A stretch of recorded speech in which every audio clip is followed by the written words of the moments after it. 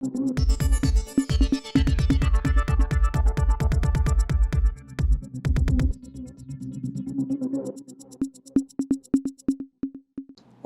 இது news focus Tamil. இன்றைய சிறப்பு விருந்தினராக நம்முடன் அரசியல் பேச அரசியல் விமர்சகர் திரு ராஜகம்பீரன் அவர்கள் இணைந்திருக்கிறார். சார் வணக்கம். வணக்கம். நாடாளுமன்றத்தினுடைய இந்த மழைக்கால கூட்டத்தொடரில் பாஜக ஒரு முக்கியமான சப்ஜெக்டை கொண்டு வந்திருக்காங்க. குறிப்பாக வக்ஃபு போர்டில் சட்ட திருத்தத்தை மேற்கொள்வதற்காக, குறிப்பாக 40க்கும் மேற்பட்ட அந்த திருத்தங்களை மேற்கொள்வதற்காக அந்த மசோதா கொண்டு வந்திருக்காங்க. பட் நிறைவேற்ற முடியல. கடுமையான எதிர்ப்புகள் வந்திருக்கு. கூட்டுக்குழுக்குடைய விசாரணைக்கு இதை அனுப்புகிறாங்க. கூட்டுக்குழுடைய பரிந்துரை அடிப்படையில் அடுத்து சட்டமாக்குற ஒரு முயற்சியை மேற்கொள்ள போகிறாங்க. இந்த சப்ஜெக்ட் கடுமையான எதிர்ப்பை எதிர்க்கட்சிகள் மத்தியில் எதிர்கொண்டுட்டு இருக்கு. விஷயத்தை நீங்கள் எப்படி பார்க்குறீங்க? வக்ஃபு வாரியத்திலே சட்ட திருத்தங்கள் வேண்டும் என்று யாராவது இஸ்லாமியர்கள் கோரிக்கை வைத்தார்களா? இந்து அறநிலையத்துறை தோன்றியதற்கு ஒரு வரலாறு இருக்கிறது. இந்துக்களுடைய கோவில் நிலங்களை சில தனியார்கள் ஆக்கிரமித்தார்கள், தவறாக பயன்படுத்தினார்கள், சில மிஸ்யூஸ் பண்ணாங்க என்கிற குற்றச்சாட்டு வந்தபோது அதற்காக வேண்டி இந்து அறநிலையத்துறை என்பதை ஓமந்தூர் ராமசாமி ரெட்டியார் காலத்தில், அவர் முதலமைச்சராக இருந்த காலகட்டத்திலே உருவாக்கப்பட்டது. அதை கூட ரொம்ப பேர் தவறா சொல்றான். திராவிட இயக்கம் அதை உருவாக்கல. அதை ஓமந்தூரார் தான் உருவாக்கினாரு. அவருடைய பேர்ல தான் இன்னைக்கு அந்த சட்டப்பேரவையினுடைய வளாகமாக அந்த எம்எல்ஏ ஹாஸ்டல் இப்ப இருக்கக்கூடிய அந்த அரசு மருத்துவமனை, ஓமந்தூரார் அரசு மருத்துவமனையாக அது இருக்கு இன்னைக்கும். அவர்தான் இந்த அறநிலையத்துறையை உருவாக்கினார். அதற்கு பல குழப்பங்கள், பல பிரச்சனைகள், கோரிக்கைகள் இருந்தது. அப்படி ஏதாவது ஒரு கோரிக்கை இருக்கும் பட்சத்தில் ஒரு சட்ட திருத்தம் வந்துச்சு, ஒரு டிஸ்பியூட் இருக்கு, ஒரு தகராறு இருக்கு, இது முறைகேடுகள் இருக்கு, அபகரிப்பு இருக்கு அப்படிங்கிற ஒரு வழக்கு நீதிமன்றத்துக்கு வருது, அதன் மூலமாக ஒரு சட்ட திருத்தம் தேவைப்படுகிறது என்று சொன்னால் பரவாயில்ல. யாருமே எதுவுமே கோரிக்கை வைக்கல. பட் யாருமே இந்த குற்றச்சாட்டு முன்வைக்கலன்னு சொல்லலை. குற்றச்சாட்டை வந்திருக்கு, அதனால தான் இந்த விஷயத்தை கொண்டு வந்திருக்கோம் அப்படின்னு சொல்லிட்டு சிறுபான்மையினுடைய விவகாரத்துறை அமைச்சர் திரு கிரண் ரிஜிஜு அவர் சொல்லியிருக்காரு. எங்ககிட்ட தனிப்பட்ட முறையில் சொன்னாங்க, பட் நாடாளுமன்றத்தில் கட்சியினுடைய அந்த விதிக்கு உட்பட்டு அவங்க அதை மாற்றி ஸ்டாண்டை மாற்றி வைக்கிறாங்க. அரசியலில் என்கிட்ட பர்சனலாக சொன்னாங்கிறதுக்கு இது காதல் கடிதம் பரிமாறுறது இல்லை. இது பர்சனலாக சொல்றதுக்கான விஷயமே அல்ல. பொது சொத்து தானே அது. இஸ்லாமிய செல்வந்தர்கள், தனவந்தர்கள் தங்களிடம் இருக்கக்கூடிய சொத்துக்களை எப்படி இந்துக்கள்ல சில பேர் கோடீஸ்வரனா இருக்கக்கூடியவங்க கோயில் நிலத்துக்கு இடத்த எழுதி கொடுக்குறாங்கல்ல, அதே அடிப்படை தான் வக்ஃபு நிலம். வக்ஃபு நிலங்கிறது என்ன? இஸ்லாமிய பணக்காரர்கள், பெருங்கோடீஸ்வரர்கள் பள்ளிவாசல் கட்டுவதற்கு நிலம் வழங்குவாங்க. மதரசா என்று சொல்லக்கூடிய மார்க்க கல்வி படிக்கக்கூடிய, அரபு மாதிரியான அந்த வழிபாடு சார்ந்த கல்வி படிக்கக்கூடிய, ஓதுவாருக்கான பயிற்சிக்கான ஒரு மதரசா கட்டுவதற்கு, ஒரு கட்டுமானம் செய்வதற்கு தானம் கொடுப்பாங்க. அது மாதிரி ஏழை எளிய மக்கள் அதில் அங்கே இருக்கக்கூடிய விதவைகள், அங்கே இருக்கக்கூடிய அனாதைகளை பராமரிப்பதற்கான அனாதை இல்லங்கள் நடத்துறாங்க. அப்படின்னா அதுக்கு சில பேர் தங்களுடைய சொத்துக்களினுடைய ஒரு பகுதியில் ஒரு தானம் கொடுக்குறாங்க. இப்படிப்பட்ட இஸ்லாமியர்களினுடைய சொத்துக்களை அவங்க நிர்வகிக்கட்டும், தர்ம அடிப்படையிலே, அறக்கட்டளையினுடைய அடிப்படையிலே அதை நிர்வகிக்கட்டும் அப்படிங்கிறதுக்காக கொடுக்கப்பட்டது தான் வக்ஃபு நிலங்கள். இதை இஸ்லாமியர்கள் நிர்வகிக்கிறாங்க. அவங்களுக்குள்ள இருக்கக்கூடிய அங்கே இருக்கக்கூடிய பார்லிமெண்ட் மெம்பர்ல இருந்து, சட்டப்பேரவை உறுப்பினர்ல இருந்து, இவங்கெல்லாம் மெம்பர்ஸாக இருந்து அங்கே இருக்கக்கூடிய நல்லது கெட்டதை அவங்க பேசி தீர்த்துக்கிறாங்க. அதில் இருக்கக்கூடிய நல்லது கெட்டதை பேசி தீர்த்துக்கிறாங்க.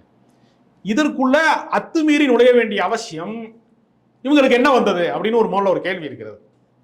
அங்கே போய் இவங்க என்ன சொல்றாங்கன்னா, இஸ்லாமியர் அல்லாத ஒரு 2 பேர் அதில் மெம்பரா இருக்கலாம், அதை தீர்மானிக்கக்கூடிய அதிகாரம் கொண்ட அந்த குழுவிலே 2 பேர் இருக்கலாம் அப்படின்னா, இப்போ நான் என்ன கேட்குறேன், இப்போ கோவில் நிர்வாகம் இருக்கிறது, அறநிலையத்துறை இருக்கிறது. அறநிலையத்துறையில் இந்துக்கள் அல்லாதவர்கள் அங்கே பணியாற்ற முடியாது.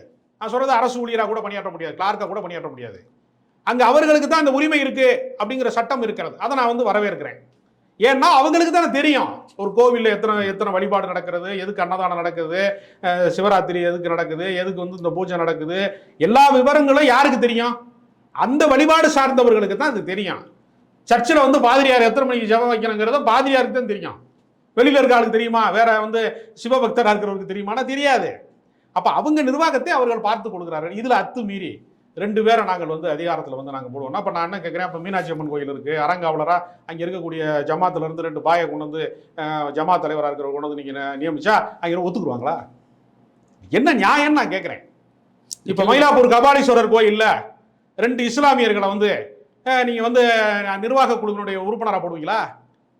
போட வேண்டிய அவசியமே இல்லை. நானே இது ஒரு தவறான முன்னுதாரணம். நான் ஒரு புரிதலுக்காக தான் இதை பேசுறேன், குழப்பம் விளைவிக்கிறதுக்காக நான் பேசுறேன். கேள்வி கேட்டுருக்காரு. இந்த அவசியம் என்ன இருக்கு? நான் என்ன கேட்கிறேன், உங்களுக்கு என்ன அவசியம் இருக்கு? இந்த மாதிரி ஒரு அவசியம் இதற்கான எந்த அவசியமே இல்லையே.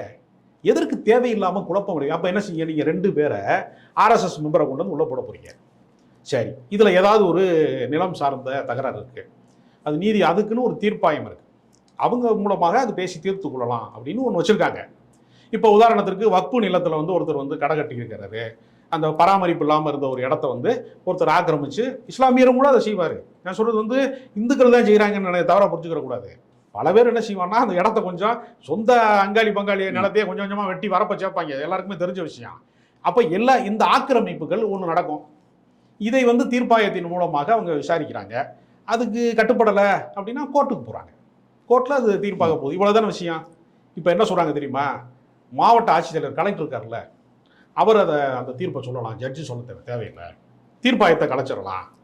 வந்து மாவட்ட கலெக்டர் சொல்லலாம். அப்படி நான் என்ன கேட்குறேன், 2 RSS மெம்பரை உள்ளே கொண்டு வந்து ஒரு குழப்பம் விளைவிச்சு உங்களுக்கு வேண்டப்பட்ட ஒரு ஆள், கலெக்டரும் கிட்டத்தட்ட கட்சியோட மாவட்ட செயலாளர் மாதிரி தான் பல ஊரில் இருக்கான். நீ கலெக்டர் மாதிரியா இருக்கிறாங்க பல பேர் IAS ஆஃபீஸர்னு பேர் தான் இருக்கும். நடைமுறை வாழ்க்கை என்னவா இருக்கும்? அன்னைக்கு இருந்து ஆளுங்கட்சியா அந்த ஆளுங்கட்சிக்கு அனுசரணையாக போகிற ஆட்கள் தான் உண்டு. மணல் மாஃபியாக்கள்கிட்ட மாச சம்பளம் வாங்குற கலெக்டர்களை எனக்கு பர்சனலாக தெரியும். இப்படி பல பேர் இருக்கிறான் நாட்டில். இப்போ நீங்கள் தமிழ்நாட்டில் இருந்து இதை பார்ப்பது அப்படிங்கிறது இது சரியாக புரிதலுக்கு வராது. இப்போ உத்தரப்பிரதேசம் மாதிரி ஒரு இடத்துல நீங்கள் வந்து ஒரு கலெக்டரை போடுறாங்க, 2 RSS முறை போட்டாங்கன்னு வச்சுங்க. அவன் என்ன சொல்லுவான், கலெக்டர் யோகி ஆதித்யநாத்தினுடைய விருப்பத்துக்காக வேண்டி அந்த அபகரிக்கப்பட்ட சொத்தை என்ன பண்ணுவான், அவருக்கு செல்லாதுன்னு சொல்லிடுவான்ல. ரொம்ப எளிமையான விஷயம், அவருக்கு செல்லாது அப்படி சொல்லும் போது நீங்கள் சட்டப்பூர்வமாகவே அபகரிக்கலாம்.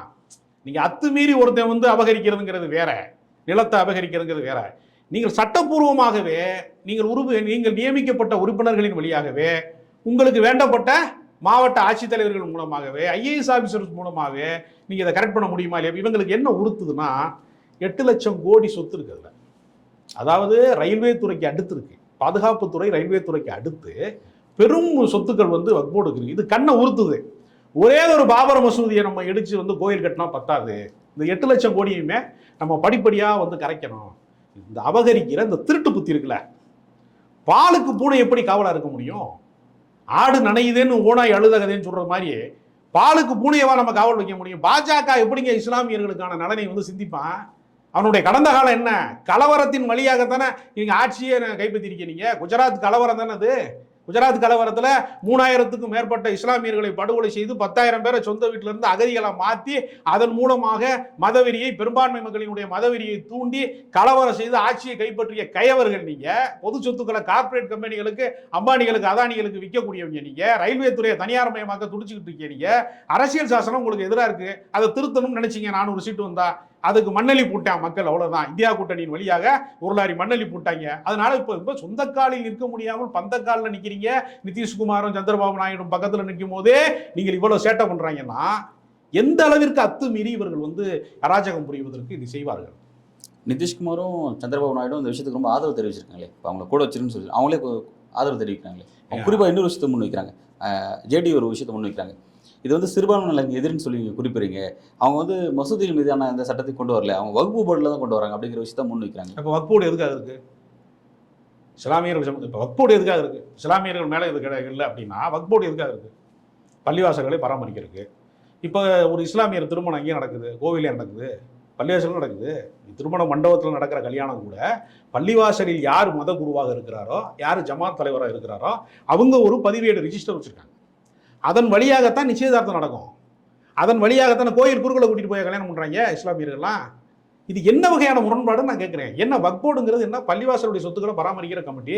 பள்ளிவாசல் தான் அந்த ஊர் மக்களினுடைய, சிறுபான்மை மக்களினுடைய ஒரு தலைமை அலுவலகம் போல இருக்கு. அவன் நல்லது கெட்டது எல்லாமே பஞ்சாயத்து பேசுறதுல இருந்து, வரவு செலவுல இருந்து, குடும்ப சட்டையில இருந்து எல்லாமே அவங்க தான் தீர்த்து வைக்கிறாங்க. பட் அதாவது இப்போ இந்த விஷயத்தை வந்து இதுக்கான நியாயத்தை நீங்களாம் கற்பிருக்கீங்க. ஆனால் அதுக்குள்ளே இருக்கிற முக்கியமான விஷயம் என்னன்னா, அதுக்குள்ளே நடக்கிற அத்துமீறல், ஆக்கிரமிப்புகள் பற்றி வெளியே பேசுறது கிடையாது.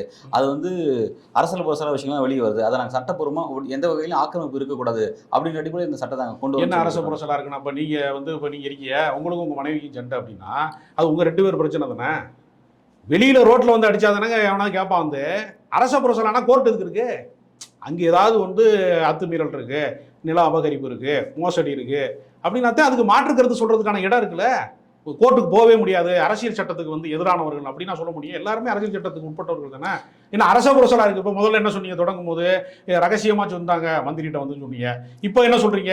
அரச புரசலாக இருக்கு. அப்போ இது எல்லாமே என்னன்னா RSS ஆஃபீஸ்ல இருந்து ஒரு தகவல் இல்லை. கிளியர் அவங்க என்ன சொல்றாங்க, வெளிப்படைத்தன்மை அதில் இல்லை. வெளிப்படைத்தன்மை கொண்டு வரதுக்காக நான் எனக்கு ஒரு இடம் வச்சிருக்கேன், நான் வந்து ஒரு தானம் கொடுக்குறேன், ஒரு வந்து பள்ளிவாசலுக்கு ஒரு தானம் கொடுக்குறேன்.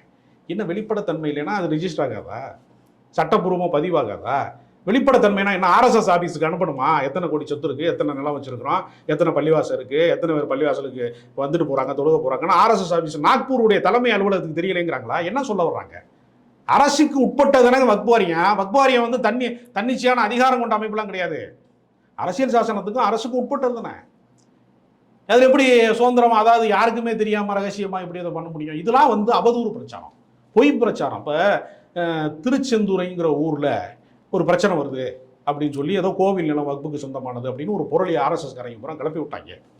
வக்ஃப் வாரியத்தினுடைய தமிழ்நாட்டினுடைய தலைவர் அப்துல் ரஹ்மான், எக்ஸ்எம்பி அப்துல் ரஹ்மான் சொல்றாரு, அப்படி ஒரு விஷயமே இல்லை, அது ஒரு வதந்தி, அப்படி எதுவுமே கிடையாது, கோவில் நிலத்துக்கும் வக்ஃப் வாரியத்துக்கும் எந்த சம்பந்தமும் கிடையாது, இது மதவாதத்தை தூண்டுவதற்காக செய்கிற அவதூறு முயற்சின்னு இன்னைக்கு அறிக்கை விட்டுருக்கிறாரு.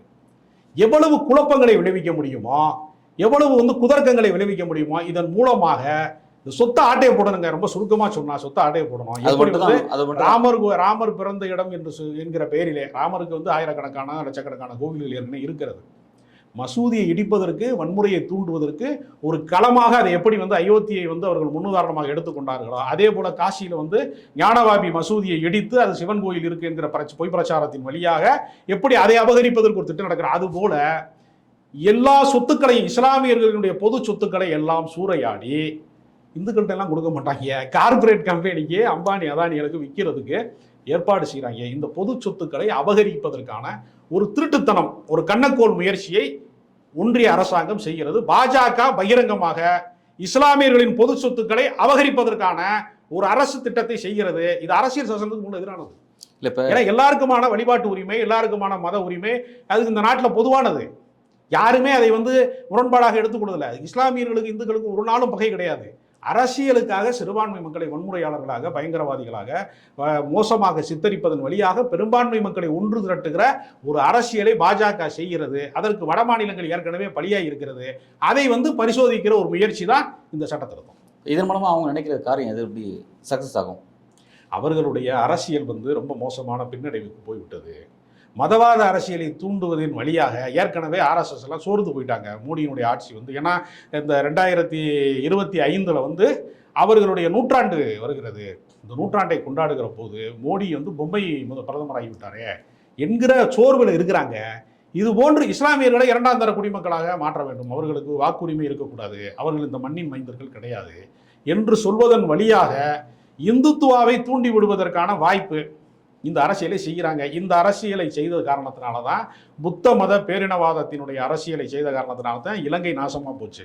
ராஜபக்சே வந்து துரத்தக்கூடிய ஒரு சூழ்நிலை வந்துச்சு. பங்களாதேஷில் பாருங்க, வங்கதேசத்தினுடைய பிரதமர் வந்து ஷேக் ஹசீனா வந்து அந்த நாட்டையே உருவாக்கின முஜிபுர் ரஹ்மானுடைய மக இன்றைக்கு வந்து அகதியாக வேறு நாடுகள் அடைக்கலம் தேடுகிறார். மோடிக்கு எந்த நாடு அடைக்கலம் கொடுக்க போகிறது என்று எதிர்காலத்தில் தெரியல. இது போன்ற பிரச்சனைகளை உருவாக்குவதன் மூலமாக அவர்கள் மத ரீதியான துவேஷத்தை, வன்முறையை பரப்புவதற்கு ஏற்பாடு செய்கிறார்கள். இப்போ என்ன செய்வாங்கன்னா, 2 ஆர்எஸ்எஸ் காரனை உள்ள விடுவாங்க, அவங்க குழப்பம் விளைவிப்பான், அடிதடி ஆகும். ஓப்பனாக சொல்கிறேன், அடிதடி ஆகும், கோர்ட்டுக்கு போவாங்க, அது எதிர் தீர்ப்பு சொல்லுவாங்க. அப்படிங்கிற ஒரு இடத்தை உருவாக்கி இந்து முஸ்லீம் பிளவை அதிகப்படுத்துவதன் வழியாக இந்துக்களின் வாக்கை நாம் பெற முடியும். இல்லை, இதெல்லாம் என்பதற்கான திட்டமிடல். இப்போ இதெல்லாம் இப்படி தான் நடக்கும் அப்படிங்கிறது எப்படி நீங்க உங்களோட கற்பனையில எப்படி முன்வைக்கிறீங்க? இது இப்படி தான் நடக்கும் அப்படிங்கிற கற்பனைனா நான் தான் சொல்றேன் இல்லைங்க. லுங்கி கட்டி கொண்டு கோவிலுக்குள் வரக்கூடாதுன்னு சொல்றானா இல்லையா? எதுக்கு சொல்றான்? இஸ்லாமியருடைய அவர்கள் வந்து உபயோகப்படுத்தக்கூடிய ஒரு வழிபாட்டு ஆடைங்கிறதுனால சொல்றான். அப்போ அதை மீறி ஒருத்தர் போனா என்ன நடக்குங்க? நான் கேட்கிறேன், உங்களுக்கு புரிதலுக்காக கேட்கிறேன், என்ன நடக்குது? அப்ப இஸ்லாமியருடைய சொத்தை பராமரிக்கக்கூடிய குழுவில் 2 பேரை வந்து நான் பாஜக காரனையோ ஆர்எஸ்எஸ் காரனையோ கொண்டு வந்து போட்டா இங்கே அடிதடியாகாதா? நான் என்ன கற்பனையா பேசுறேங்கிறீங்க? நிச்சயமாக அதற்கு அரசே ஏற்பாடு செய்து கொடுக்குறான். அதாவது 23ஆம் புலிகேசி படத்துல ஜாதி சண்டை போடுவதற்கு ஒரு மைதானத்தை ரெடி பண்ணி விட்டேன், மோதிக்கொள்ளுங்கள் அப்படின்னு சொல்லுவான் இல்லையா 23ஆம் புலிகேசி. அந்த 23ஆம் புலிகேசி வேற யாரும் இல்லை, மோடி தான்.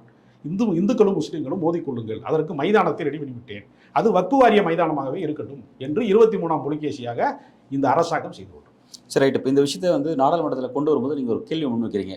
இந்த மாதிரி ஒரு பிரச்சனை நடந்து, அதாவது இந்த மாதிரி நிலத்தை பகிர்ந்துக்கிறதுல ஒரு சர்ச்சை வந்து, அதனால கோர்ட்டுக்கு போனாங்களா? கோர்ட்டுக்கே போகாமல் யாரும் அந்த மாதிரியான வழக்கு பதிவான மாதிரி எதுவுமே கிடையாது. எதுக்காக பாஜக இதில் இன்ட்ரெஸ்ட் காட்டுன்ற ஒரு கேள்வி நீங்கள் வைக்கிறீங்க.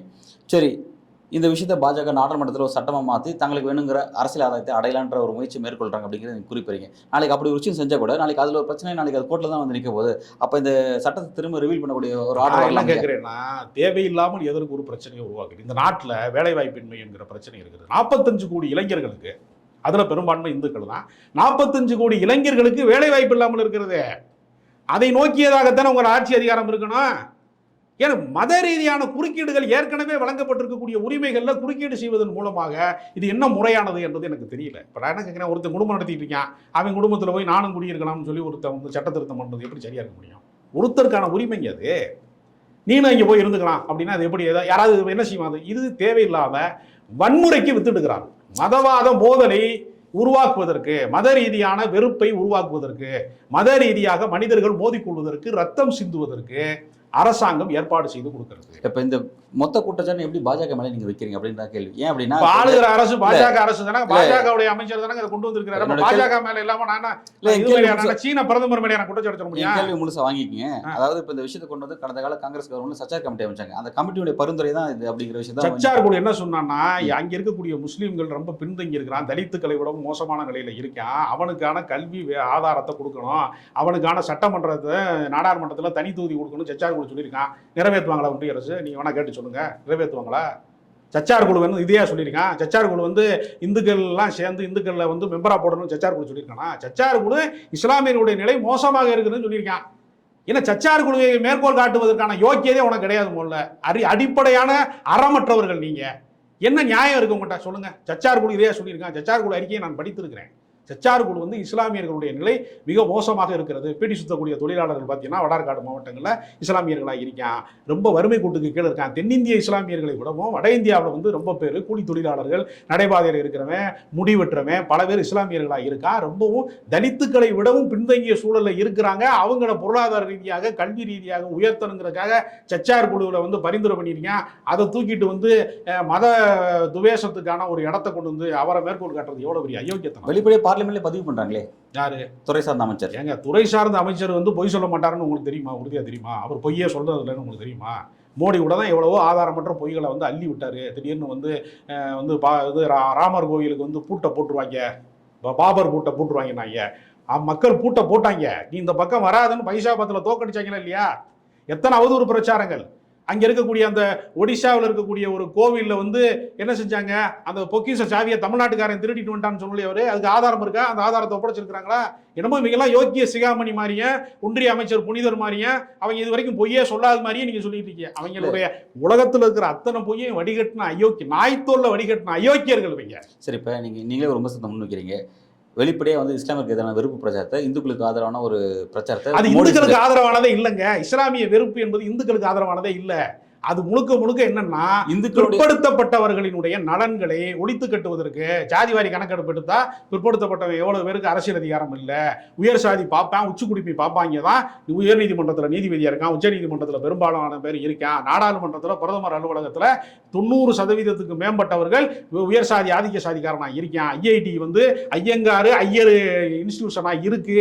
இது மாதிரி அயோக்கியத்தனங்கள்லாம் வெளிவராம இருக்கிறதுக்கு இந்து முஸ்லீம் பிரிவினைகளை தொடர்ந்து தூண்டிக் கொண்டே இருக்க வேண்டும். இந்த நெருப்பு எரிந்து கொண்டே இருக்க வேண்டும். இந்த நெருப்புல குளிர் காய்ந்து ஆதிக்க சாதியை பாதுகாக்கணுங்கிற RSS கோட்பாட்டை செய்யற பெரும்பான்மை இந்துக்களுக்கு இது எதிரானது. பெரும்பான்மை இந்துக்கள் என்ன கேட்கிறேன், நோம்பு கஞ்சி காய்ச்சிறான் பள்ளிவாசல்ல. எத்தனை இந்துக்கள் வந்து நாங்க வந்து ஒரு நாள் வந்து உங்களுக்கு உபசரிக்கிறோம், நோன்பாடிகளுக்கு நாங்கள் உணவு தர்றோம் அப்படின்னு சொல்றான். இந்த இதே திருவல்லிக்கேணி பள்ளிவாசல்ல போனீங்கன்னா நோன்பு திறப்பதற்கு இந்துக்கள் என்றைக்கு இஸ்லாமியர்களுக்கு பகைவர்கள் கிடையாது. பாஜக தான் பிரிச்சு வச்சு அரசியல் செய்யறான். இல்ல, இப்ப என்னோட கேள்வி என்னன்னா, இப்போ நீங்கள் ஒரு வெளிப்படையாக ஒரு குற்றச்சாரம் முன் வைக்கிறீங்க, இஸ்லாமிக்கு வெறுப்பு பிரச்சாரத்தை பாஜக தேர்தலில் பெரிய முன்னெடுத்தது, பிரதமரை முன்னெடுத்தான்னு சொல்லி சொன்னீங்க. பட் அதோட ரிசல்ட் தான் அவங்களுக்கு வந்து ஒரு நெகட்டிவான ரிசல்ட்டை பதிவாச்சு, பைசா பார்த்து இழந்துறாங்கிறத நீங்கள் பதிவு பண்ணுறீங்க. அப்படி இருந்து திரும்ப அதே விஷயத்தை ஏன் பின்பற்றாங்க அவங்க? ஆமாங்க, பாம்பு மறுபடியும் குத்தத்தனங்க செய்யும். RSS என்கிற விஷமும் பார்ப்பனிய விஷமும் சேர்ந்து மறுபடியும் பாம்பு வந்து கொஞ்ச நேரம் அடிச்சு போட்டா தொடங்கி கிடக்கும், திரும்ப கொத்தத்தனை செய்யுது. அரசியல் பாம்பினுடைய நச்சுத்தன்மை என்னைக்குமே மாறாதுல. பாஜகவின் கோட்பாடு மத வெறுப்பு பிரச்சாரம் என்று இருக்கிற போது அதுலதான் அவன் அடிபட்டதான் சாவான். உங்களுக்கு அரசியல் ரீதியாக அவங்களுக்கு கெயின் கொடுக்கறதா செய்வாங்க. எலெக்ஷன்ல கெயின் கொடுக்கல, நீங்க சொல்லியிருக்கீங்க பைசாபாத்ல தோத்துறான்னு சொல்லியிருக்கீங்க. திரும்ப அதை ஏன் மறுபடியும் செய்யறாங்க? பைசாபாத்ல அவர்கள் தோற்றார்கள் இருந்தாலும் இன்றும் பாஜக தான் ஆளுகிறது. அதையும் சேர்த்து பார்க்கணும். கொஞ்சம் பின்னடைவை தான் அவங்க சந்திச்சிருக்கிறாங்களே தவிர ஆட்சி அதிகாரத்தை மீண்டும் இன்னொரு கொல்லைப்புறம் வழியாக, கூட்டணி வழியாக மீண்டும் கைப்பற்றிட்டாங்க.